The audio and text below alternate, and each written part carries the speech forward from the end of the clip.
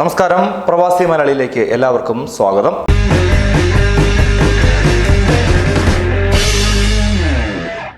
വീണ്ടും ഏറെ വിഷമമുണ്ടാക്കുന്ന ഒരു വാർത്തയാണ് ഇപ്പോൾ പുറത്തു വരുന്നത്. റിയാദിൽ വെച്ച് പൊള്ളലേറ്റ മലയാളി യുവാവ് മരിച്ചിരിക്കുകയാണ്. ആലപ്പുഴ ലജ്നത്ത് വാർഡിൽ ഹംസക്കുട്ടി സത്താർ എന്ന സിയാദാണ് മരിച്ചിരിക്കുന്നത്. ഇദ്ദേഹത്തിന് 47 വയസ്സായിരുന്നു. റിയാദ് ഷുമൈനി ആശുപത്രിയിലെ തീവ്ര പരിചരണ വിഭാഗത്തിൽ ഗുരുതരാവസ്ഥയിൽ കഴിയുകയായിരുന്നു ഇദ്ദേഹം. നീണ്ട നാൾ പ്രവാസിയായിരുന്ന സിയാദ് ഈ മാസം 20-ാം തീയതിയിൽ നാട്ടിൽ വരാൻ ഇരിക്കുകയാണ് ഇത്തരത്തിൽ ഒരു അപകടമുണ്ടായത്.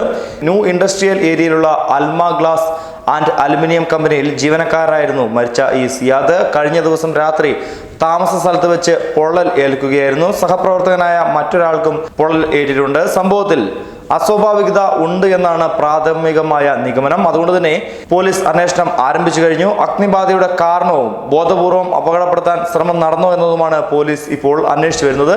നീണ്ടനാൾ പ്രവാസിയായിരുന്ന സിയാദ് ഈ മാസം 20-ാം തീയതി നാട്ടിൽ വരാനിരിക്കുകയാണ് ഇത്തരത്തിൽ ഒരു അപകടമുണ്ടായതും മരണപ്പെടുന്നതും. ഭാര്യ ശൈലജയാണ്.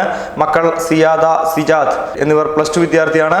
കുടുംബത്തിലെ ഏക ആശ്രയമായിരുന്ന സിയാദിന്റെ കുടുംബത്തിന് റിയാദിലെ ആലപ്പുഴക്കാരുടെ കൂട്ടായ്മ ഈസ്റ്റ് വെസിസ് അസോസിയേഷന്റെ പ്രവർത്തകർ സഹായവുമായി രംഗത്തെത്തിയിട്ടുണ്ട്. ഉടനെ തന്നെ മൃതദേഹം നാട്ടിലേക്ക് കൊണ്ടുവരും എന്ന് തന്നെയാണ് അറിയാൻ കഴിയുന്നത്. എന്തായാലും ഇത്തരത്തിൽ ഒരു അപകടമുണ്ടാക്കിയത് മലയാളികളായ പ്രവാസികളെ സംബന്ധിച്ചിടത്തോളം ഏറെ വിഷമം ഉണ്ടാക്കുന്ന ഒരാളാണ്. പ്രത്യേകിച്ച് ഒരു കുടുംബത്തിന്റെ അത്താണിയായ ഒരു മനുഷ്യൻ ഒത്തിരി നാളത്തെ പ്രവാസത്തിന് ശേഷം നാട്ടിലേക്ക് തിരിച്ചു വരാനിരിക്കെ ഇത്തരത്തിലൊരു അപകടമുണ്ടാവുകയും മരണപ്പെടുകയും ചെയ്തിരിക്കുന്നു.